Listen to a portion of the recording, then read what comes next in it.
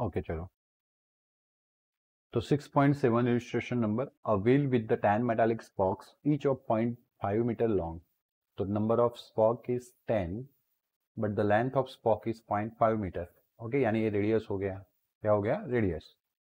Rotated with the 120 revolution per minute, that is the frequency, but per minute है, that we have to convert into second. in a normal in a plane normal to the horizontal component of Earth's magnetic field He at a place. If He equals to 0.4 Gauss at the place, what is the induced EMF between the axle and the rim of the wheel?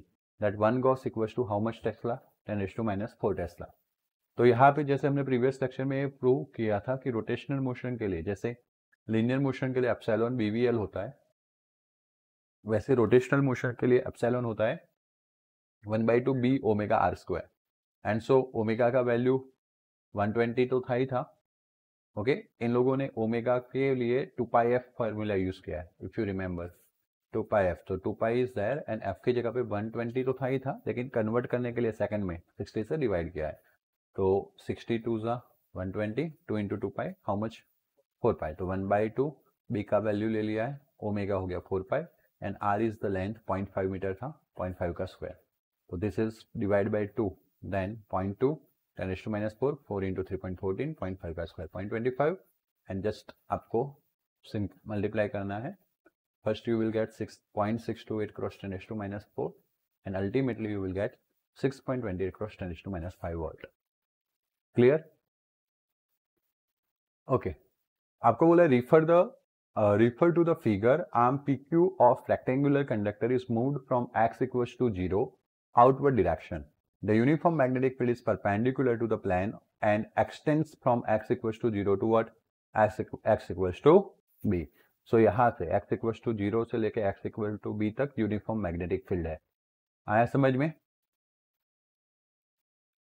Only the arm PQ possesses the substantial resistance R. वैसे पूरा loop बनने वाला है, लेकिन resistance सिर्फ किसके पास है? PQ के पास, that is R. Consider the situations when the arm PQ is pulled outward from the x equals to 0 to 2b. पहले यहाँ पे 0 पे था PQ, धीरे धीरे मैं उसको पुल करके पहले B से 2b पे लेके जा रहा हूँ, double of B. Okay, with the speed of v. Obtain expression for the flux, induced EMF and the force necessary to pull the arm and power dissipated as a joule heat and sketch the variation of this quantity with the distance. हमें पहले सब कुछ find करना है actually, flux, induce EMF, force, सब power वगैरह सब. तो पहले अगर हम देखें तो when slider arms PQ moves towards the right hand side from x equals to 0 to x equals to b, this is the first case, and then from x equals to b to x equals to 2b, that is the second case. दो case इसलिए बनाए because x equals to 0 से लेके x equals to b तक uniform magnetic field है और उसके बाद नहीं है. आया समझ में? So here the point R and S are fixed points, whereas P and Q keep on sliding from S to P dash and R to Q dash. Okay, जो S and R है वो fix है, लेकिन ये जो P है and Q है वो पहले S से लेके P dash and Q जो है वो R से लेके Q dash तक मूव करेगा, स्लाइड करेगा. जो x equals to 0 से लेके किसको रिप्रेजेंट कर रहा है? x equals to 2b with the constant speed. तो फॉर दैट अगर आप मैग्नेटिक फ्लक्स की बात करो तो मैग्नेटिक फ्लक्स का फॉर्मूला है बार कॉस थीटा. यहाँ पे कॉस थीटा कॉस 0 1 मतलब सिंपली बाय रहेगा, और area is the area for the rectangular loop is L into X. तो BLX इज द फॉर्मूला. आया समझ में? तो phi equals to BLX from x equals to 0 to x equals to b. अगर 0 से लेके b की बात करें तो BLX is our flux. BLX हमारा क्या हो जाएगा? फ्लक्स हो जाएगा. आया समझ में? तो फिर सर b से लेके 2b में BLBQ, तो वो समझने वाली बात है कि इनिशियली क्या होगा कि अगर आप यहाँ पे होगे तो सिर्फ इतना ही फ्लक्स लिंक होगा, इतने ही फील्ड का. अगर आप यहाँ पे होगे तो थोड़ा सा फ्लक्स बढ़ जाएगा. दैट मीन्स कि that flux is depend on this x coordinate, आप कितना आगे जा रहे हो. एक बार बीके जाने के बाद आप चाहे जितना भी आगे जाओ, फ्लक्स सिर्फ इतना ही लिंक होगा क्योंकि फील्ड इतने में ही है, एंड दैट्स व्हाई कांस्टेंट हो गया. बी से लेके 2b की मोशन के लिए फील्ड वेरी करने वाला नहीं है, तो वो कांस्टेंट हो गया. भले आपका x वेरी कर रहा है b से लेके 2b, but your flux is constant BLB. But for the less than distance b 0 to b बोल दे, तो वहां पे धीरे धीरे धीरे फ्लक्स इंक्रीज हो रहा है विथ रिस्पेक्ट टू एक्स। आया समझ में? From x equals to 0 to b phi increase linearly with respect to x, whereas from x equals to b to 2b it remain constant. जो मैंने एक्सप्लेन किया, आ गया। मैग्नेटिक फ्लक्स के बारे में रिप्रेजेंट करना था। सबसे पहले पूछा था फ्लक्स, दूसरा क्या पूछा था? Induce EMF. इंड्यूस ईएमएफ अगर आप फाइंड करना चाहते हो तो x equals to 0 to x equals to b के लिए अगर मुझे x कितना है वो फाइंड करना है तो वेलोसिटी v होती है, that is x upon time. तो x क्या हो जाएगा? v into time. यस और नो? तो मैं इसका D phi by D T करूंगा तो माइनस इसका D phi by D T करने से टी टी तो कट हो जाएगा, बी एल बी बचेगा तो minus B L B. Sir ऐसे ना करूं और जैसे हमने थ्योरी में किया था वैसे करूं तो भी चलेगा। जैसे कि minus D by D T, phi का वैल्यू क्या है? बी एल एक्स, तो आपका B L minus B L बाहर निकल जाएगा, D X by D T, और इस D X by D T को वेलोसिटी बोलने वाले, तो माइनस बी एल वी या बी वी एल आया, एंड दैट इज कांस्टेंट क्योंकि वेलोसिटी कांस्टेंट था, लेंथ कांस्टेंट था, बी कांस्टेंट था। Is it clear? बट जब आप टू बी से लेके टू बी में जाओगे तो बी से लेके टू बी के लिए epsilon equals to minus D by D T of phi. Phi कितना है एक्स से लेके बी से लेके टू बी में? बी एल बी है कि नहीं? all these three are constant and that's why derivation of constant term is 0। तो एप्सिलॉन क्या हो जाएगा? क्योंकि फ्लक्स फाई जो था वो कांस्टेंट था। क्लियर हुआ? तो जो भी आपने समझा उसको यहाँ पे रिप्रेजेंट कर रहे हैं हम। क्या रिप्रेजेंट कर रहे हैं हम? तो हम पहले x से लेके कहाँ तक गए? b। कहाँ तक गए? b। तो initially my flux is going to be increase. आया समझ में? With respect to x, and then b से टू b वो कांस्टेंट हो गया। क्या हो गया? कांस्टेंट। Got it? और अगर एप्सिलॉन की बात करें तो initially minus B L B या बी वी एल, यस और no, throughout the motion 0 to b। और जैसे फ्लक्स कांस्टेंट हो गया मेरा ईएमएफ यहाँ पे 0 हो गया। This arrow represents the EMF. B से लेकर टू बी के बीच में वो 0 हो गया। आया समझ में? आपको यहाँ पे ग्राफ ड्रॉ करना है, पहले आपको जाना है एंड देन वापस आना है। पहले x इक्वल टू 0 से 2b जाएंगे एंड देन वापस भी आएंगे। तो वापस आने के लिए ग्राफ है ना उल्टा हो जाएगा। कैसा हो जाएगा? उल्टा। आया समझ में? और जब वापस आ रहे हैं तो देखो यहाँ पे 0, लेकिन यहाँ पे जो नेगेटिव ईएमएफ था ये, वो अब पॉजिटिव हो जाएगा। कैसा हो जाएगा? पॉजिटिव, अपोजिट डायरेक्शन की वजह से। बात क्लियर हुआ है या ना? अब अगर हम बात करें थर्ड नंबर फोर्स की, तो फोर्स में I L B sine theta. अभी करंट एंड वेलोसिटी मतलब magnetic field both are perpendicular, that was sin 91 मतलब आई एल बी होगा। आई क्या हो सकता है? Epsilon over R. तो एप्सिलॉन क्या था? Minus B V L over R into L B, तो minus B square L square V upon R हो जाएगा। यस और no? All this terms are constant, that's why force is what? Constant. X equals to 0 to B अगर हम बात करें तो minus B square L square V upon R, that is constant. Got it? But अगर B से लेके two B की बात करें बेटा, बी से लेके किसकी बात करें? Two B. तो अगर बी से लेके टू बी की बात करने की बात आए तो ए वाला फॉर्मूला अगर हम जिक्र करें epsilon L B upon R, उसमें एप्सिलॉन ही 0 है। एप्सिलॉन ही कैसा है? 0। तो योर आंसर इज, पर सर ये कैसे आया? तो अगर मैं इसको बी एल बी बोल दूं, इसको वी स्क्वायर कर दूं, क्या कर दूं? We square. एक्चुअली में आप देखो यहाँ पे फॉर्मूला क्या था? B square L square V upon R था, तो मैं इसको वी स्क्वायर करके नीचे वी रख देता हूँ। तो देखो मैंने वी स्क्वायर भी किया और वी भी रखा, तो एप्सिलॉन हो जाएगा। तो एप्सिलॉन स्क्वायर और वी आर हो गया, बट एप्सिलॉन 0 है दूसरे केस में, बी से टू बी, यानी कि फोर्स भी क्या हो जाएगा? 0। तो यू कैन सी कि this is the magnitude of force negative side, और फॉर बी से two B it is a 0। अब उल्टा जाना हो तो वापस वही टू बी से बी 0, बट अनदर टाइम जैसे एप्सिलॉन पॉजिटिव हो गया फोर्स भी कैसा हो गया? पॉजिटिव, मतलब कि अलग अनदर डायरेक्शन में लगेगा, ऑपोजिट डायरेक्शन में लगेगा। बात क्लियर हुआ? और अगर हम बात करते हैं अब जूलियन पावर मतलब हीट एनर्जी की, ओके, तो एप्सिलॉन ओवर आर होता है। एप्सिलॉन का वैल्यू नेगेटिव था लेकिन स्क्वायर करेंगे तो पॉजिटिव हो जाएगा, B square L square upon R. 0 से लेके बी की बीच में एप्सिलॉन तो था ही था, that's why epsilon square over R formula आपका रहेगा। बट बी से लेके टू बी में एप्सिलॉन 0 था, इसलिए पावर भी क्या हो जाएगा? 0 हो जाएगा। तो यू कैन सी पहले आपका पॉजिटिव पावर आ गया, फिर बी से टू बी में 0, और उल्टा जाना हो तो टू बी से बी में 0 and then power positive. Sir यहाँ पे पावर नेगेटिव क्यों नहीं होता? पावर कभी नेगेटिव नहीं होगा, power is the scalar quantity, उसकी कोई डायरेक्शन होती नहीं है तो फिर वो नेगेटिव कहाँ से होगा? इज इट क्लियर ना? बोलो कोई डाउट? कोई डाउट है? Okay. Two concentric circles circular coin, one of the small radius r1 and other is the large radius r2 such that r1 is very less than r2 are placed coaxially with the centers coinciding. Okay, दो coil है r1 r2, दोनों का centre coincide है, एक का radius r1 है, दूसरे का कौन सा है? r2. Okay, placed coaxially with the centre coinciding, obtain mutual inductance of the arrangement. इस अरेंजमेंट का हमें क्या फाइंड करना है? Mutual inductance. तो जैसे हमने सोलेनॉइड्स के लिए किया था, सोलेनॉइड 1 सोलेनॉइड 2 करके किया था थ्योरी के अंदर, वैसे यहाँ पे हमें कॉइल के लिए दिया गया है. तो जब तुम सोलेनॉइड का फाइंड कर रहे थे तब सोलेनॉइड का मैग्नेटिक फील्ड का फॉर्मूला B = μ0 NI यूज कर रहे थे. जब तुम कॉइल का फाइंड करोगे तो कॉइल का μ0 I/2R यूज करना है. तो देखो, magnetic field at the centre of coil that is B. अब करंट हमने कौन सी कॉइल में रखा? Outer coil. आउटर कॉइल को क्या बोला?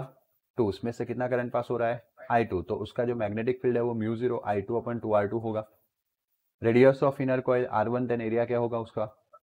तो अगर ये मैग्नेटिक फील्ड जनरेट कर रहा है तो वो इसके साथ क्या होगा? लिंक होगा R1 के साथ. तो फ्लक्स फाई इक्वल्स टू बा हो जाएगा. कॉस 0 आएगा, कॉस थीटा तो आएगा ही आएगा, लेकिन कॉस 0 हम क्या लेंगे? 1. कोएक्सियली एक ही प्लेन में है तो कॉस 0 हो जाएगा. कॉस 0 कितना हो जाएगा? 1. तो मैक्सिमम वैल्यू पे हमारा थ्योरी होता है जब भी हम पढ़ते हैं तब. तो बी का वैल्यू आ गया μ0 I2/2R2, ए का वैल्यू आ गया πr1². Clear? So this is the flux phi, or as we know that flux phi equals to m into I2. Actually में flux link with the coil 1, यानी इसको φ1 बोल देता हूँ. एंड दैट्स वाई मुझे अगर m चाहिए, क्या चाहिए? तो I2 कहा जाएगा नीचे, तो φ/I2. तो this is the value of phi, μ0 I2 πr1²/2R2. Division में I2, तो ये I2 कट हो जाएगा, तो बचा क्या? μ0 πr1²/2R2. This is the mutual inductance.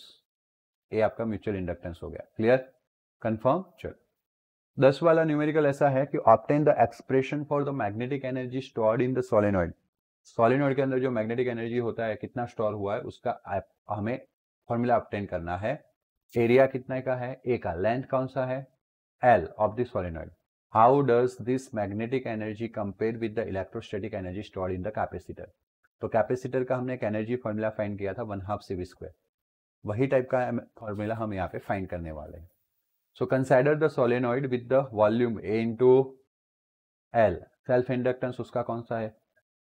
Suppose ये जो सोलेनॉइड है उसके अंदर करंट का चेंज हो रहा है, di/dt. क्या हो रहा है? चेंज. तो that is the di/dt. At this instant if magnitude of self induce EMF across the inductor epsilon, then epsilon equals to क्या होगा? L into di/dt. मान लो कि पावर P है, then power equals to V into I, epsilon into I होगा. Epsilon का value क्या आया? L di/dt. आई का क्या आ गया? I. ए dt जाएगा मल्टीप्लीकेशन में, P dt equals to Li di हो गया. अब ये पावर इंटू dt, तो आपको पता है power equals to work done per time होता है. तो पावर इंटू dt यानी वर्क डन हो गया, तो वर्क डन Li di हो गया. अब हमें इसी वर्क डन को क्या करना पड़ेगा? इंटीग्रेट, ताकि वो वर्क डन किस में कन्वर्ट हो जाए? Potential energy. तो हमने पढ़ा है कि above work done to be against the self induce EMF to increase the current, क्योंकि सेल्फ इंडक्टेंस जो था वो करंट के इंक्रीज और डिक्रीज का अपोज करता था. तो हमें जो भी वर्क डन करना पड़ेगा उसके अगेंस्ट करना पड़ेगा. आया समझ में? This work done gets stored in the magnetic field inside the solenoid in the forms of magnetostatic potential energy DUB. तो DUB equals to Li di. If the current through the solenoid is increased from 0 to I in a time interval 0 to t, then total magnetostatic potential energy stored in the solenoid is UB. Total energy कौन सा होगा? UB. तो मुझे total energy UB find करने के लिए integration करना पड़ेगा 0 से UB. नेक्स्ट साइड कौन सा टर्म था? Li di था, तो उसका भी इंटीग्रेशन करना पड़ेगा 0 से I. है या ना? तो यहाँ पे कुछ भी नहीं है, तो 1 का इंटीग्रेशन होता है U के रिस्पेक्ट में कर रहे हैं, तो U होगा. B for magnetic field. Limit है 0 से लेके UB, 0 से लेके UB आ गया. L आगे I है, I का इंटीग्रेशन कितना होगा? तो 1 पावर है, 1 पावर का 2 पावर डिवाइड बाई 2, 0 से लेके I. तो पहले upper limit UB minus lower limit 0, that is L. Upper limit I² by 2 minus 0 lower limit, तो this is UB minus 0 UB, this is L I square by 2, क्योंकि 0 का कोई मतलब है नहीं, तो 1/2 एल आई स्क्वायर। तो this is your potential energy. अब मानो कि magnetic field inside the solenoid जो है वो μ0 है। क्या है? अब इसमें स्मॉल एन जो है that is number of turns divide by length. तो मुझे यहाँ से करंट क्या मिलेगा? आई। तो एल जाएगा मल्टीप्लीकेशन में, μ0n जाएगा डिवीजन में, क्योंकि ए जो हमें पोटेंशियल एनर्जी मिला वो एल एन आई के टर्म में, यहाँ तक का थ्योरी तो हमने पढ़ा हुआ है। अब हमें जो एनर्जी पोटेंशियल एनर्जी चाहिए, यहाँ पे क्या लिखा है? Obtain the potential energy, sorry expression for the magnetic energy in the solenoid in terms of magnetic field area and length. But यहाँ पे तो आपको कौन से टर्म में मिला था? इंडक्टेंस एंड आई, इसलिए आई को चेंज करना पड़ेगा। आई को चेंज करने के लिए एल जाएगा मल्टीप्लीकेशन में, μ0n जाएगा डिवीजन में, तो बी एल अपन μ0n हुआ, है या ना? अब देखो बेटा, ये सेल्फ इंडक्टेंस वाला फॉर्मूला हमने आगे एग्जाम्पल में कवर किया था। कैसे कवर किया था? तो बस सिंपल है, अगर कोई भूल गया है तो N phi equals to total number of turns, N phi equals to L into I आया था, therefore N phi equals to L, ये हो गया था आपका μ0 small N I. Got it? और कुछ गलती हो रही है? सॉरी मैंने गलती कर दी ना, मैंने फॉर्मूला से ही रखा लेकिन आई की जगह पे क्यों रखा? That's I wonder. ओके, यहाँ पे आता हूँ। एन का एन फाई की जगह पे यहाँ पे आएगा, फाई इक्वल्स टू क्या आएगा? B A. क्या आएगा? B A, that is L I. Yes और नो? अब एन का एन बी की जगह पे आएगा μ0 N I, A equals to L I, total flux equals to L I, flux phi equals to B A, B की जगह पे μ0 N I, I cut, this N equals to capital N division में L. तो देखो L का formula बन गया μ0 N square A by L आ गया। तो ये 4 स्टेप लिख के भी आप ये फॉर्मूला लिख सकते हो। तो आपको जैसे मैंने बताया कि ए फॉर्मूला जो हमने डिराइव किया वो एल एंड आई के टर्म में है, बट क्वेश्चन में हमें पूछा गया है in terms of B A and L. तो इस आई को निकालने के लिए μ0 एन आई वाला फॉर्मूला यूज किया, वहां से आई का वैल्यू मिल गया। इस एल को निकालने के लिए ए वाला फॉर्मूला यूज किया, वहां से एल का वैल्यू मिल गया। अब जो जस्ट इस फॉर्मूला में जाके पुट करो, तो यू बी इक्वल्स टू 1/2 का 1/2 μ0 N square A by L, this is the one for what? Inductance L, और ए हो गया आपका आई स्क्वायर, तो आई का वैल्यू है बी एल अपन μ0 एन, तो B L square upon μ0 square N square आ गया। तो एन स्क्वायर क्या हो गया? कट हो गया। ओके, एक μ0 क्या होगा? कट हो जाएगा, हाँ, एक एल जो है वो कट हो जाएगा। तो क्या बचा? 1/2 B square upon μ0 A into L. Now this A into L is nothing but what? Volume. Now above equation required expression for the total potential energy stored in the magnetic field inside the current carrying solenoid having the volume V. This is the potential energy in a volume V. Yes or no? आपको second question क्या बोला था कि आप उसको compare कीजिए with the capacitor, है ना? तो कंपेयर करने के लिए हम क्या करेंगे? We are going to find out the energy per volume. तो magnetic energy per volume is known as magnetic energy density. तो यहाँ पे जो वॉल्यूम आ रहा था उस वॉल्यूम को मैं दूसरे एंड पे ले जाऊँ तो क्या बचेगा? बी स्क्वायर अपन 2 μ0 बचेगा, and that's why that is B square upon 2 μ0। आया समझ में? This is the potential magnetic energy density. This above equation is reassembled with the electric energy density rho E equals to 1/2 epsilon 0 square। ये हमने capacitor के लिए पढ़ा था second chapter में, उसके जैसा आ गया रो बी। देखो ए डिवीजन में 2, डिवीजन में 2, न्यूमिनेटर में एप्सिलॉन 0, यहाँ पे μ0, वहां पे स्क्वायर, यहाँ पे बी स्क्वायर। तो rho B equals to B square upon 2 μ0 हो गया। Clear? Confirm? Kamla pedals the stationary bicycle and the pedals of the bicycle attached to the 100 turn coils of the area 0.10 meter square. Number of turns 100, area आ गया 0.10 meter square. Coil rotates at the half revolution per second, यानी 1/2 यानी 0.5 revolution per second, उसको क्या बोलेंगे? Frequency f बोलेंगे. Which is placed in uniform magnetic field 0.01 Tesla.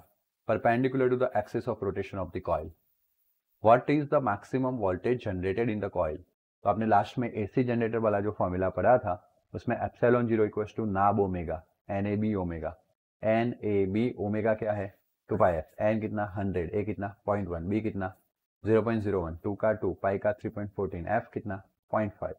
सबका multiplication करेंगे तो 100 एंड 0.01 तो पैसे ही निकल गया. ये 2 इंटू 0.1 करेंगे, सॉरी 2 इंटू 0.5 करेंगे 1 आएगा. क्या आएगा 1. और इंटू 0.1 करेंगे, मतलब चलो 2 इंटू 5 तो 1 हो गया. 1 को मल्टीप्लिकेशन में ले जाने से क्या मतलब. अब 0.1 इंटू 3.4 एक पॉइंट उधर चला जाएगा तो 0.314 what. That is your answer. तो इस तरह से एग्जाम्पल जो है वो कंप्लीट हुए.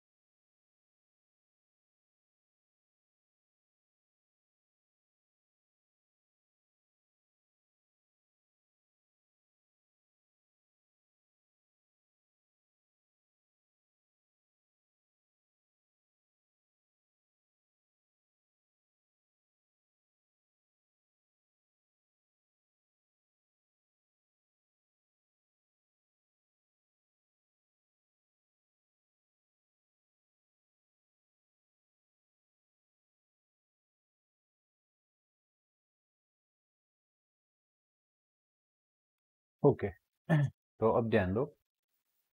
अब हम एक्सरसाइज के क्वेश्चंस करते हैं. इसमें भी 10 ही क्वेश्चन है और उसमें तो कुछ थियोरेटिकल है. जैसे कि आपको ऐसा बोला है, predict the direction of induce current in the situation describe following figures. तो देखो सिंपल है. यहाँ पे साउथ पोल है, यहाँ पे देखो साउथ पोल है, तो उसके सामने कौन सा पोल बनना चाहिए? South pole. कौन सा पोल बनना चाहिए? South pole. आया समझ में? अगर आप क्लियरली देखोगे तो ए ऐसे नीचे आ रहा है और ए ऐसे क्यू ऐसे मुड़ रहा है, आया ना? तो करंट क्यू से कौन से पॉइंट पे जाएगा? आर पॉइंट पे जाएगा, फिर कहाँ पे आएगा? पी। तो मैंने बताया था वैसे कि south pole of the bar magnet is approaching the end Q of the coil, hence according to the Lenz law, to oppose the motion of the bar magnet, the face of the coil at the end Q in the figure must become induced EMF, induce which pole? South pole. South के सामने south pole आना चाहिए. For which induced current at the Q must be flow in a which direction? Clockwise. You can see ना, जब आपने S लिखा तो direction कौन सा बन गया? क्लॉकवाइज बन गया, एंड दैट्स वाई Q से निकल के R से निकल के P पे गया, तो Q R P Q is your direction. आया समझ में? दूसरे में क्या है वो समझ लो कि ए साउथ के सामने साउथ जा रहा है, तो यहाँ पे साउथ बनेगा। और लिसन, इधर क्या है? नॉर्थ भाग रहा है, तो ए साउथ बनेगा, तो डेफिनेटली ए कौन सा बनेगा? नॉर्थ बनेगा। नॉर्थ का एन लिख दिया, आया समझ में? और ए साउथ का एस लिख दिया। अगर आप क्लियरली देखोगे ना तो ए टर्न, लास्ट वाला टर्न ऐसे है, मतलब कि करंट ऐसे होके जाने वाला है। हाँ, मतलब Q से ऐसे ऊपर जाने वाला है। आया समझ में? तो अब करंट निकलेगा कहाँ से? P से R, R से कहाँ जाएगा? Q। आप यहाँ पे देखोगे ना तो ए टर्न Y वाला ऐसे है, शांति से देखोगे तो यहाँ पे नीचे है, तो Y से कहाँ जाएगा? Z, एंड Z से कहाँ जाएगा? X। आया समझ में? तो आपको भी यहाँ पे वही लिखना है कि here induce current in the left coil should be flow in the direction P R Q P। देखो बताया था ना, P से निकलेगा R, R से Q, Q से फिर एक कॉइल में घूम घूम के कहाँ पे आएगा? P। जो आप सोच रहे हो उसी के हिसाब से काम हो जाएगा। So that induce face at the end Q can be induce south pole which oppose the motion of south pole of bar magnet toward इट। इसके बाद इसको तो हमें चिपकाना है लेंस लॉ समझाने के लिए। साउथ पोल नजदीक जा रहा है तो साउथ पोल के बीच में रिपल्सन होना चाहिए, ये सब चीजों को चिपकाना है। ओके। दूसरा जो राइट हैंड साइड था उसमें कौन से डायरेक्शन में करंट जाएगा? एक्स वाई जेड एक्स, जैसे मैंने यहाँ पे बताया आपको। एक्स से कहा जा रहा है? इधर कॉइल में जा रहा है, रोटेट होकर कहाँ पे आ रहा है? वाई। वाई से कहा जा रहा है? जेड। जेड से कहा जा रहा है? एक्स। Got it? क्यों? उसका रीजन क्या है? तो यहाँ पे देखिए, induce south pole oppose the motion of which pole? North pole of bar magnet which receding from it. यहाँ पे साउथ पोल इंड्यूस होगा दिस साइड, यस और नो? और ये नॉर्थ पोल उसके दूर जा रहा है, तो साउथ पोल यहाँ पे जनरेट होके उसके रिसीडिंग मतलब दूर जाने की मोशन का अपोज कर रहा है। क्लियर हुआ? कंफर्म? अब सी फिगर में आपको क्या करना है वो समझ लीजिए। आपको डॉटेड लाइन ऐसे पीछे दी गई है ना, तो आपको देखना का डायरेक्शन यहां से रखना है, बराबर? अब आप क्या करोगे, यहां से ऐसे करंट फ्लो हो रहा है, तो अगर मैं यहां से लेके सॉरी, आपका देखने का डायरेक्शन ए है, तो आप अगर एक एरो ऊपर ड्रॉ करते हो, एक एरो ऐसे नीचे ड्रॉ करते हो और दोनों को कनेक्ट करते हो तो एस बन जाएगा। बनेगा कि नहीं? एक एरो ऐसे ऊपर ड्रॉ किया, फिर इसके लिए एक एरो ऐसे ड्रॉ किया और दोनों को कंबाइन किया, तो क्या बन गया? एस। इस साइड वाला एस बना, तो इस साइड वाला क्या बनेगा? एन बनेगा। और एन के सामने भी क्या बनेगा? नॉर्थ ही बनना चाहिए। तो अगर ये नॉर्थ बनेगा तो ऐसे दो पॉइंट आएंगे, है या ना? मतलब कि y से z, z से x, x से y। आया समझ में? ये नीचे जाएगा और इस साइड ऊपर जाएगा, तो आपका जो डायरेक्शन है देखो, y से z, z से x, या x से स्टार्ट करो तो x से y, y से z।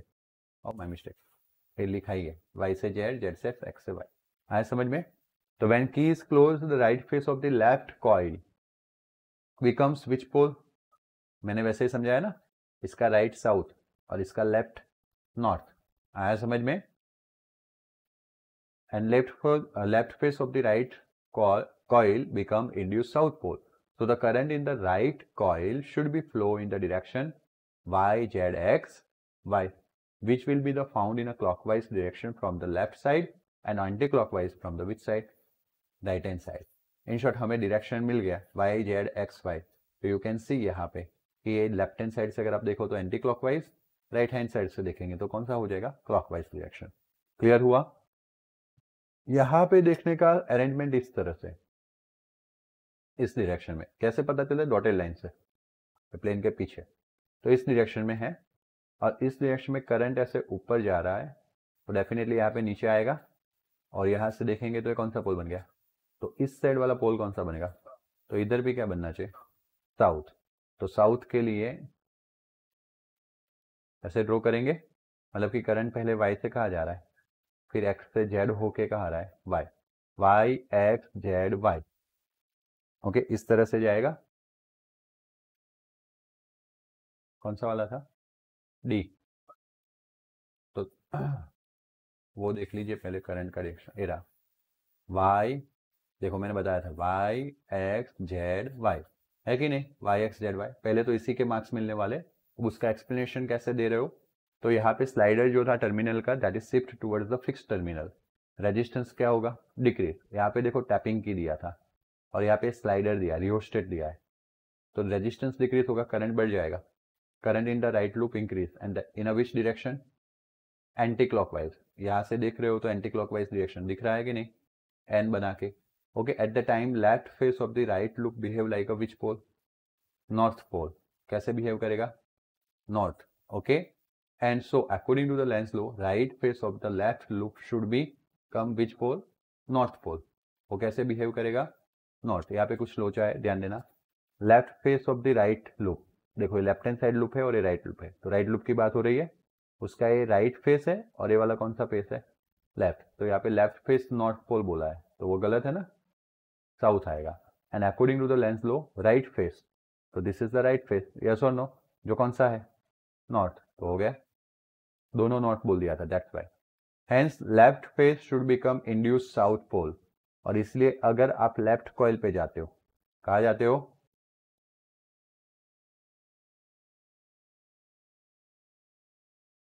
hence left face should become induced south pole, okay, ऐसे यहाँ पे लिखना है, it's left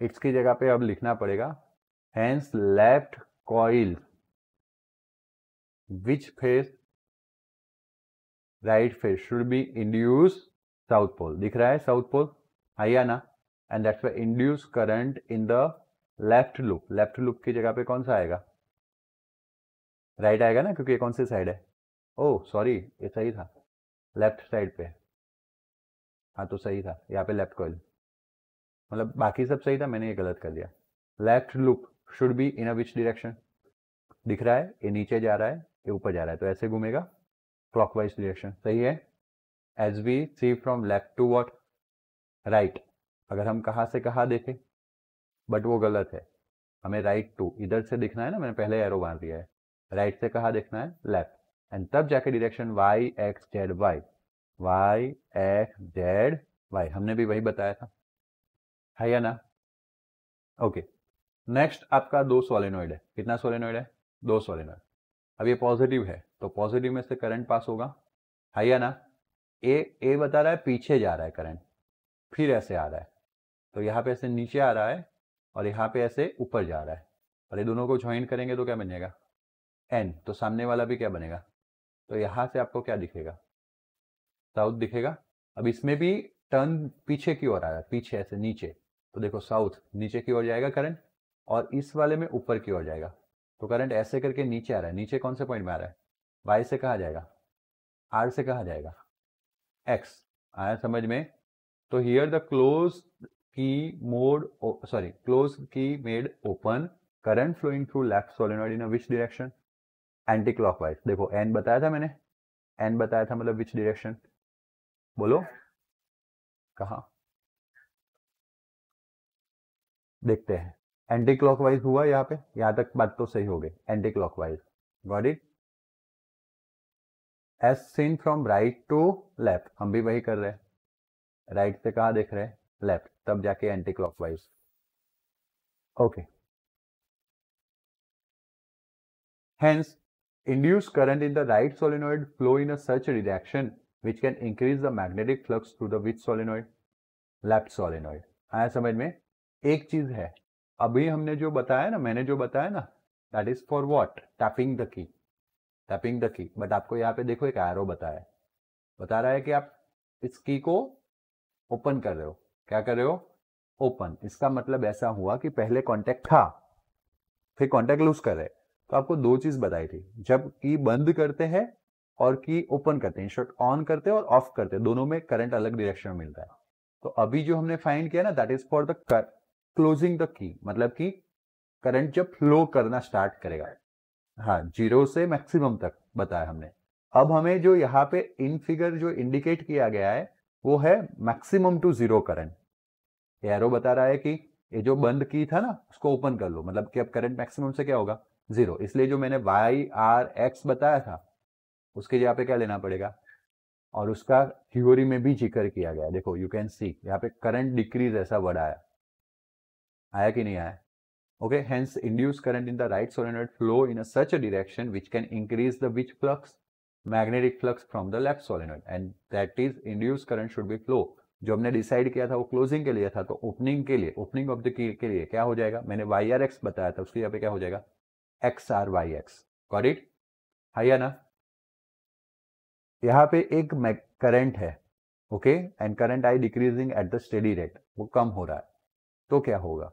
So here the magnetic field lines are found in the form of what? Coplanar, concentric circles with the centers on the current carrying extremely long and thin solenoid wire। यहाँ पे तो अगर field की बात करें तो ऐसे centre ही बनने वाले ना, सर्कल ही बनने वाले। Here magnetic field lies in a horizontal plane which are parallel to the plane of which ring? Circular ring, okay, and hence area vector that is perpendicular to B vector, and that's why no magnetic flux is linked bar cos theta, bar cos pi by 2, cos pi by 2 0, so no flux is linked with the ring, and hence through the current though the current through the wire is increased, current जो है वो increase हो रहा है, decrease हो रहा है, यहाँ पे decrease लिखा है तो हमें decrease लिखना चाहिए। we shall not get any induced current in the circular ring। क्यों? क्योंकि B डॉट A था, फ्लक्स कितना हो रहा था? 0। बोलो कोई doubt? Confirm? Using the Lenz law determine the direction of the induced current in the situation described in the figure। तो कल बताया था क्रॉस है और फ्लक्स अगर इंक्रीज हो रहा है तो करंट कौन सी डायरेक्शन में मिलेगा? Anti clockwise. तो यहाँ पे क्रॉस दिख रहा है, आया ना? Got it? अब हम क्या कर रहे हैं, इसको और इसको खींच रहे हैं मतलब बड़ा कर रहे हैं। क्या कर रहे हैं? बड़ा है, तो एरिया बढ़ेगा, है ना? खींच के आपको ऐसा, ये देखो, ये सेंटर सर्कल बनाने का ट्राई किया है, सर्कल बनाने का ट्राई किया तो कल बताया था कि सर्कल के पास मैक्सिमम एरिया होता है, तो फ्लक्स बढ़ेगा, फ्लक्स बढ़ेगा तो करंट का डायरेक्शन कौन सा रहेगा? मतलब ए से लेके डी, डी से लेके सी, सी से लेके बी। आया समझ में? A circular loop being deformed into the narrow straight wire. अब दूसरे में नैरो स्ट्रेट वायर, छोटा एरिया कम कर रहे हैं, एरिया क्या कर रहे हैं? कम, तो फ्लक्स क्या हो रहा है? कम, लेकिन फील्ड भी क्या हो गया? चेंज। तो करंट वापस anti clockwise direction, A D C B. आया समझ में? Let's check it out. As per the statement, when the given loop change its state from irregular to the circular, inward magnetic flux linked with it will increase। Inward magnetic flux also going to be increased because irregular में से circle बन रहा है, because क्या increase हो रहा था? area। And according to the Lenz law, induced current should be flow in the direction such that decrease the inward magnetic flux। Simple है, लेंस ने ऐसा बताया था कि करंट उसी डायरेक्शन में इंड्यूस होगा जो उसके कॉसेस का अपोज करे। तो फ्लक्स यहाँ पे इंक्रीज हो रहा है, तो फ्लक्स को डिक्रीज करे वैसे डायरेक्शन में करंट क्या होगा? इंड्यूस होगा। For this induce current should be flow in which direction? जो मैंने बताया था A D C, B A D C, थोड़ा रिकैप करके देखोगे तो मैंने वही बात बोली थी। ओके, वापस भी वही आएगा, बट मैंने यहाँ पे भी ए डी बताया था।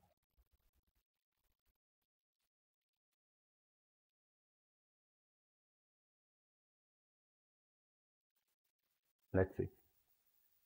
As the loop contract, outward magnetic flux linked with it will decrease। तो दोनों चीज अलग हो गए, वहां पे फील्ड इनवर्ड था, फ्लक्स इंक्रीज हो रहा, यहाँ पे फ्लक्स डिक्रीज हो रहा है और फील्ड भी आउटवर्ड हो गया। आया समझ में? Hence, according to the Lenz law, induced current should be flow in a such a direction we can increase the outward magnetic flux, and for that, current should be flow in a which direction? Clockwise। Book में क्या दिया है?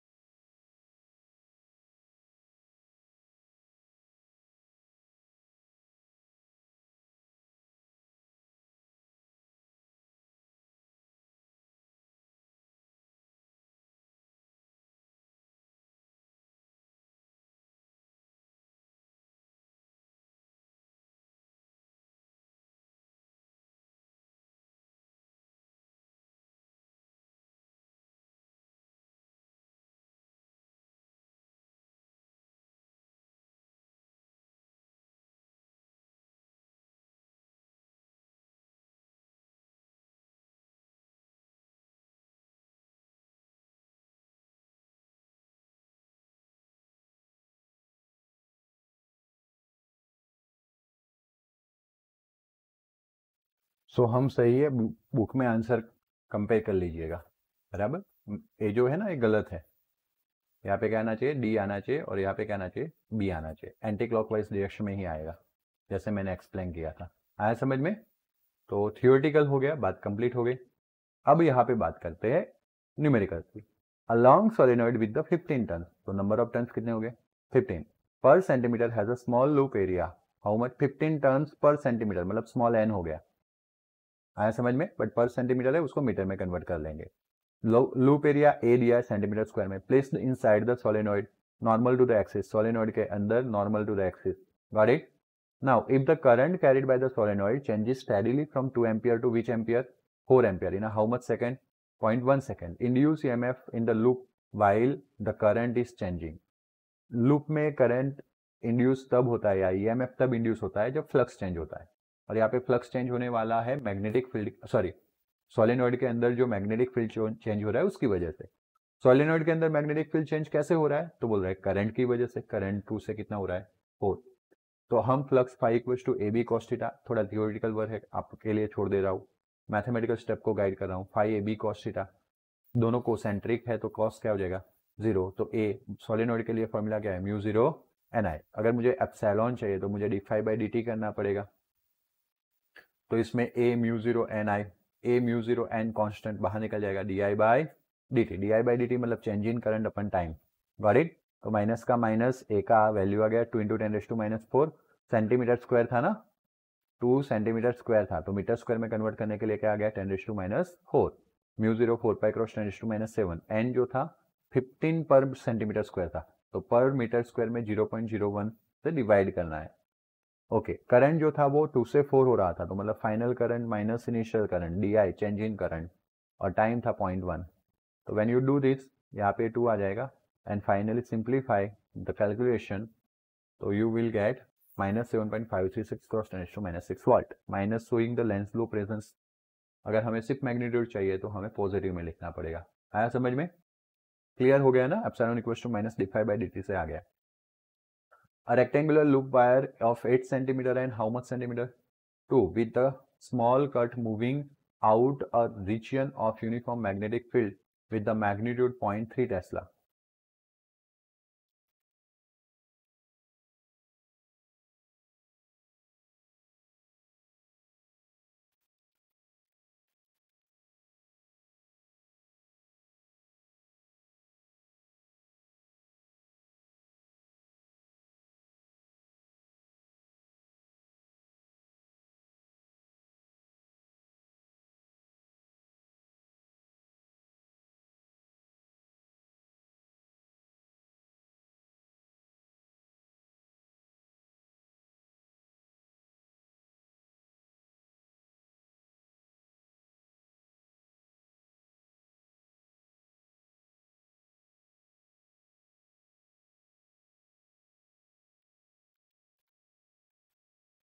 Okay.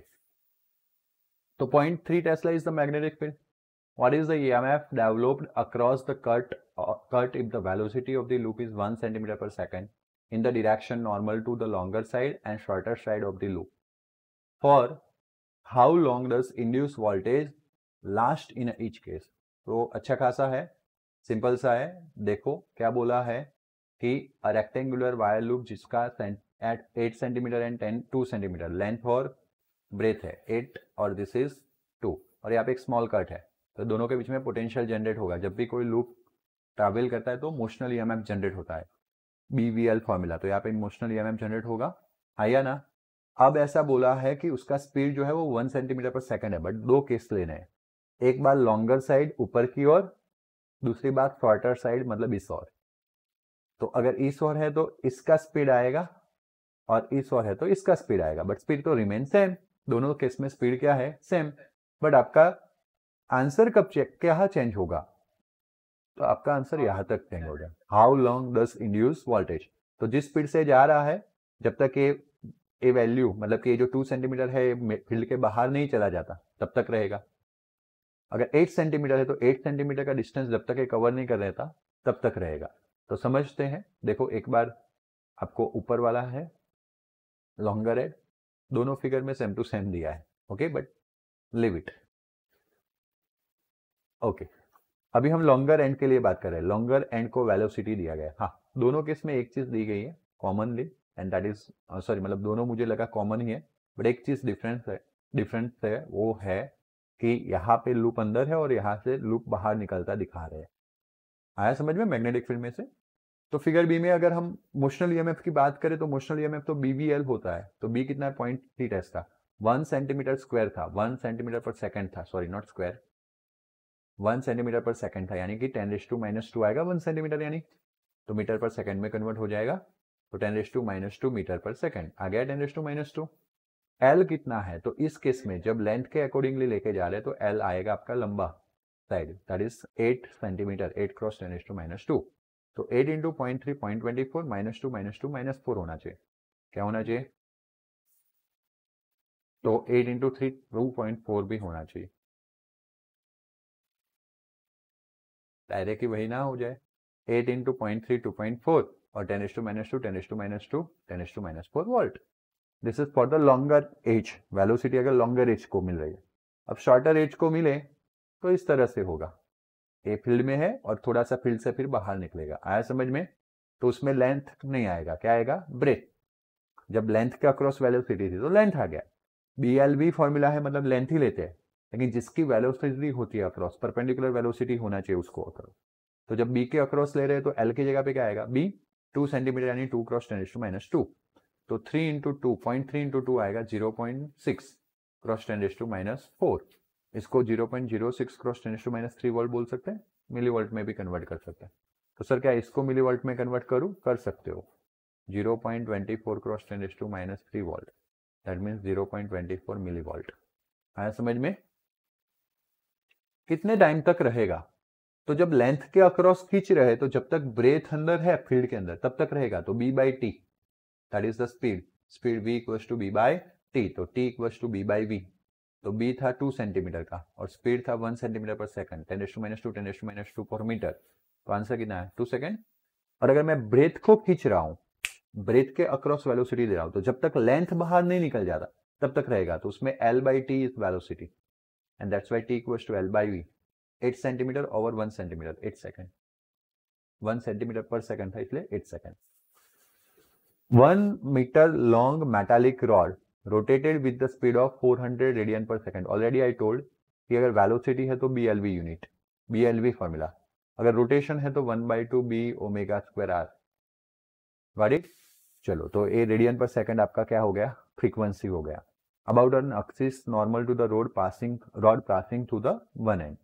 The other end of the rod is in contact with the circular metallic ring at a constant uniform magnetic field B 0.5 Tesla parallel to the axis exist. Parallel to the axis होना ही चाहिए, तभी हमारा BL ω² वाला formula काम करेगा, या B 1/2 B ω² R वाला formula काम करेगा. Calculate the EMF developed between this center and ring. तो ये तो मोशनल ईएमएफ हो गया, मोशनल में भी रोटेशन वाला, तो 1/2 B omega L square, R square लिखते थे उसको यहाँ पे एल लिखा, लेंथ 1/2 बी है 0.5, ओमेगा है आपका जो आपको ढूंढना है 2 पाई एफ, तो 2 इंटू 3.14, एफ क्या था, ओके सॉरी यहाँ पे सीधा ही ओमेगा दिया है, फ्रीक्वेंसी रिवोल्यूशन पर सेकंड नहीं दिया है, आगे रिवोल्यूशन पर सेकंड दिया था, बट यहाँ पे तो सीधा क्या है रेडियन पर second, that is 400, and L जो था आपका 1 मीटर, तो 1 का स्क्वायर आ गया। चलो 2 से इसको क्या कर ले भाई 200, 200 इंटू 0.5, 100 वोल्ट आपको मिल जाएगा।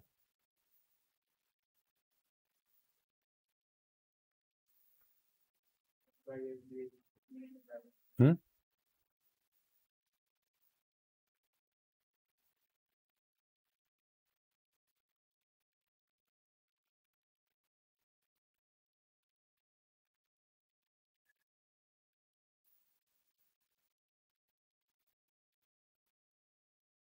ऐसा कुछ है, अभी तो कैसा रॉड रॉड कैसे घूम रहा था, रॉड के एक एंड के ऊपर एक्सिस थी और ये पूरा लेंथ घूम रहा था, ऐसा बता रहे नोट करके कि axis rotation is passing through the centre, rod ऐसा होता और रोटेशन कुछ इस तरह से होता बीच में से, ऐसे एक्सिस ऐसे होती और रोटेट होता। अभी जो दिया था वो ऐसे था, पूरा का पूरा रॉड ऐसे एक एंड से रोटेट कर रहा था, उस सेकंड नोट में जो दिया उसमें एक्सिस बीच में आ जाएगी आधी, और फिर आधा आधा आधा इस साइड आधा उस साइड रोटेट करेगा, तो उसमें L/2 आ जाएगा, L/2 का स्क्वायर यानी 1/8 हो गया बराबर, बट दोनों जो ईएमएफ है वो अलग अलग डायरेक्शन में सेटअप होते, ऑपोजिट डायरेक्शन में, and that's why total EMF क्या हो जाता, ऐसा बता रहे हैं। एक्सिस ऑफ रोटेशन पे डिपेंड है, यहाँ पे एक्सिस ऑफ रोटेशन बोला है आपको पासिंग थ्रू वन एंड, और ना इसलिए अगर रॉड है तो उसके वन एंड पे एक्सिस पास हो रही है, और ये रॉड है तो उसके सेंटर पॉइंट में से पास हो रही है, बात क्लियर हुआ। A circular coil of radius 8 centimeter to 8 centimeter and 20 tons is rotated about its vertical diameter with the angular speed of 50 radian पर सेकेंड, तो रेडियस दिया गया है कैपिटल आर बोल सकते हैं, 20 टन्स दिए गए और ओमेगा दिया गया है, in a uniform horizontal field of magnitude 3 cross 10⁻² tesla, यानी मैग्नेटिक फील्ड बी दिया है। Obtain maximum and average EMF, maximum and average induce EMF क्या है वो हमें ऑब्टेन करना है। तो कॉइल मतलब जनरेटर वाला केस, और जनरेटर वाला केस तो मैक्सिमम नाब omega, N A pi R square, B का बी ओमेगा है, तो एन कितना 20 दिया था, pi 3.14, R is the radius, radius कितना है आपका 8 सेंटीमीटर यानी कि 0.08, उसका स्क्वायर आ जाएगा, बी है 3 क्रॉस 10⁻10 सॉरी 10⁻², और ओमेगा है 50। When you simplify this all things, तो सबसे पहले आपका आंसर आएगा 60.29 क्रॉस 10⁻², दिस टू, और फिर आपको मिलेगा 0.6029 volt, this is the maximum EMF. आया समझ में? Okay, average EMF induce in the coil, average EMF भी आपको कैलकुलेट करना था, एवरेज बोलो या मैक्सिमम बोलो सेम ही है। आया समझ में? चलो आगे क्या बोला है, if the coil forms a closed loop resistance how much omega 10 omega, तो रेजिस्टेंस आर दिया है, तो आपको कैलकुलेट करना है maximum value of current in the coil, calculate the average power loss due to the joule heating, where does this power come from, ये power कहाँ से आएगा। तो सबसे पहले इंस्टेंटेनियस पावर क्या होता है, epsilon square by R, V square by R जैसा। एप्सिलॉन का फॉर्मूला हमने जनरेटर के लिए पढ़ा था, एप्सिलॉन 0 साइन ओमेगा टी, तो दोनों का स्क्वायर कर देंगे अपन आर। अब मुझे एवरेज पावर चाहिए, तो इसका जैसे मैं एवरेज लूंगा तो मुझे इस फंक्शन का भी क्या लेना पड़ेगा, एवरेज लेना पड़ेगा। एप्सिलॉन 0 स्क्वायर आर कांस्टेंट है, कांस्टेंट का एवरेज नहीं निकाल सकते, अगर आपके पास 5 5 5 3 बार 5 की नोट है या कॉइन है, तो एवरेज कितना है, 3 बार अगर आपको कोई 5 दे रहा है तो एवरेज कितना दिया, तो 5 + 5 + 5 डिवाइड बाई 3 5 ही आएगा, सॉरी, तो एवरेज में कांस्टेंट मतलब कांस्टेंट हो तो एवरेज वही रहता है, तो बाहर निकल गया। तो सिर्फ ये जो फंक्शन है साइन स्क्वायर ओमेगा टी जो टाइम के साथ चेंज होगा, उसका मुझे क्या लेना पड़ेगा, एवरेज लेना पड़ेगा। नाउ लिसन, इसके बाद आप याद रखोगे epsilon 0 square R sine square omega T का फॉर्मूला है 1 + cos 2 omega T by 2, okay, mathematics में आता है।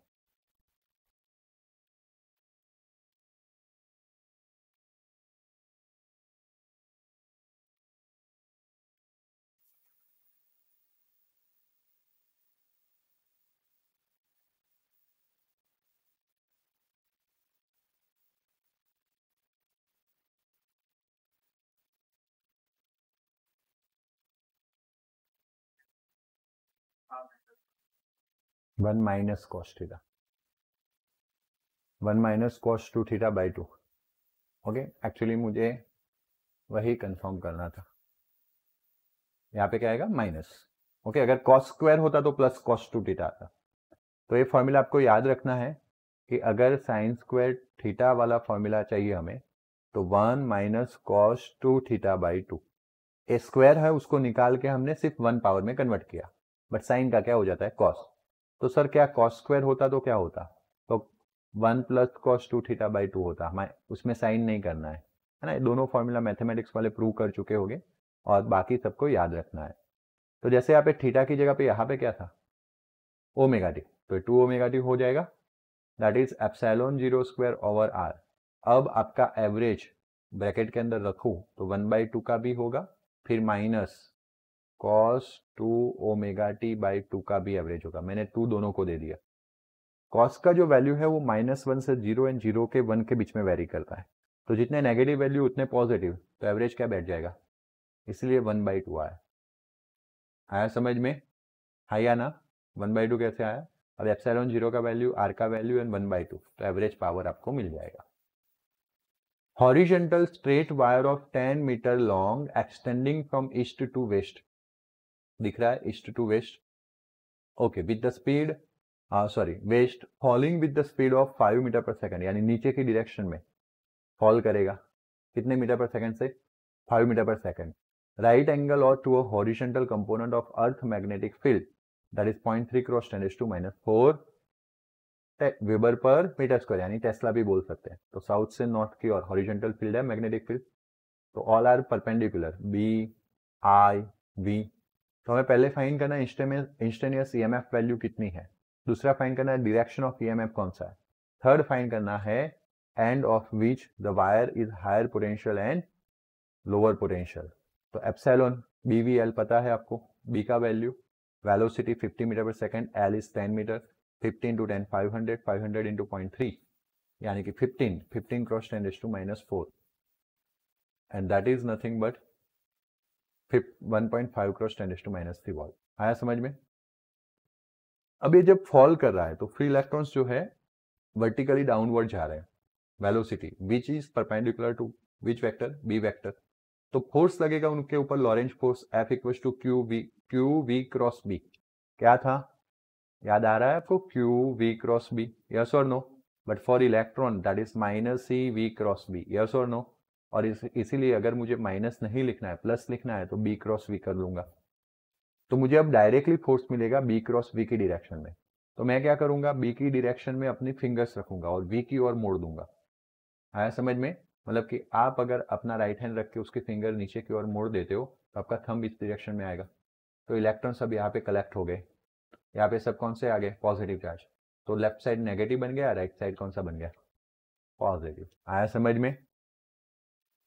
Hence, eastern end of the wire become positive, losing the electron, whereas western end of wire become negative, gaining the electron. यहाँ पे सब electron आ जाएंगे, इलेक्ट्रॉन गेन करके वो नेगेटिव बन गया, और यहाँ ने इलेक्ट्रॉन लॉस कर दिया, तो ये क्या बन गया? पॉजिटिव। आया समझ में? इलेक्ट्रॉन पे फोर्स लगा वेस्ट की डायरेक्शन में। जब आप अपने फिंगर्स को ऐसे अरेंज करोगे नॉर्थ की ओर और नीचे की ओर कर्ल करोगे, आपका थंब वेस्ट डायरेक्शन में रहेगा according to this formula B cross V, which is for electron. तो आपके सारे इलेक्ट्रॉन वेस्ट साइड पे चले जाएंगे, that's why that become negative. Direction of this EMF away from the positive terminal, direction of the west to east. Okay, actually में direction of this EMF is away from positive terminal, that means की direction from west to east. EMF जो है वो कौन से direction में establish हुआ? Positive to negative बोलते हैं ना। ओके, पॉजिटिव टू नेगेटिव कैसे बोलते हैं? West to east through the wire.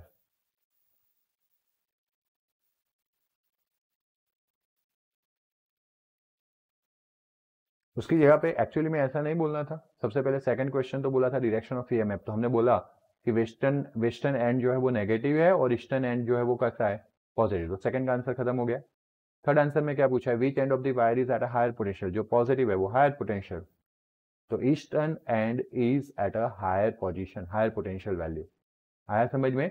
हमें वही आंसर देना है। ओके, लास्ट में दिया है ना।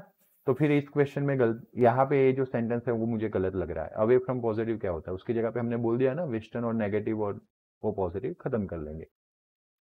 Current in the circuit falls from 5 ampere to 0 ampere. तो करंट कितना चेंज हुआ, 5 एम्पियर चेंज हो गया इन अ 0.1 सेकेंड।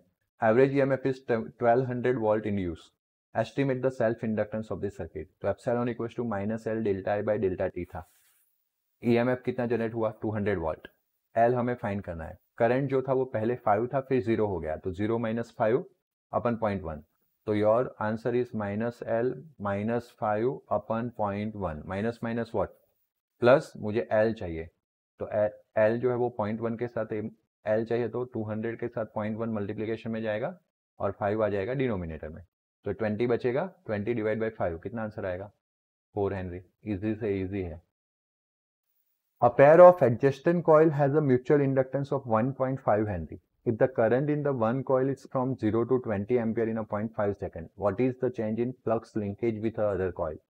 तो म्यूचुअल इंडक्टेंस वाला फॉर्मूला, सेकंड कॉइल में एप्सिलॉन जो है वो उसके अंदर जो फ्लक्स चेंज हो रहा है उसका रेट होगा d5 by dt, that is equal to -M di by dt। But second coil में म्यूचुअल इंडक्टेंस है तो सेकंड कॉइल का फ्लक्स पहले कॉइल का current, minus minus plus dt dt cancel, तो d5 2 m into di1। d को delta बोल दूं तो यहाँ पे भी डेल्टा बोल दूं, तो हमें वही फाइंड करना, change in flux in second coil.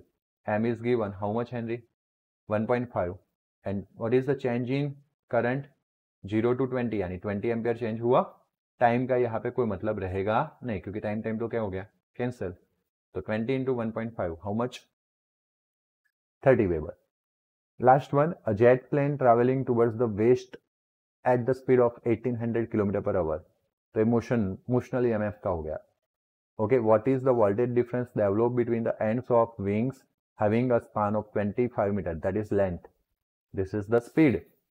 Okay, and Earth's magnetic field at that location with the magnitude 5 cross 10 to minus 5 5 cross 10 to minus 4 Tesla, and the deep angle is given 30 degree. That means कि concept of fifth chapter also going to be used, क्योंकि plane जो है उसका जो wing है वो कैसा रहेगा, हॉरिजॉन्टल या वर्टिकल। तो उसको कट करता हुआ हमें कौन सा कंपोनेंट लेना पड़ेगा, वर्टिकल। कौन सा कंपोनेंट लेना पड़ेगा, इसलिए टोटल मैग्नेटिक फील्ड दिया है और एंगल दिया है, वहां से हम वर्टिकल कंपोनेंट निकालेंगे। कौन सा कंपोनेंट निकालेंगे, तो देखो आया BV equals to B sin 5, जो हमने फिफ्थ चैप्टर में पढ़ा था। कहाँ पढ़ा था, फिफ्थ। तो 5 क्रॉस 10 to minus 4 sin 30 1/2 होता है, दैट्स वाई 5 का क्या हो गया 2.5। और फिर BVL फॉर्मूला कि वेलोसिटी जो था वो 1800 किलोमीटर पर आवर था, इसीलिए 1000 से मल्टीप्लाई करेंगे और 3600 से डिवाइड करेंगे। आया समझ में, दिस इज नथिंग बट, इसको एक्चुअली में है ना थोड़ा साइड पे लिखना था, V इक्वल्स टू 1800 किलोमीटर पर आवर। तो हम क्या लिखेंगे, 1800 इंटू 1000 अपन 3600।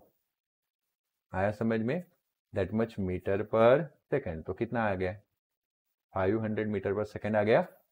तो देखो B का वैल्यू आ गया 2.5 क्रॉस 10 to minus 4, B का वैल्यू आ गया 500। Length is span of wing that is 25।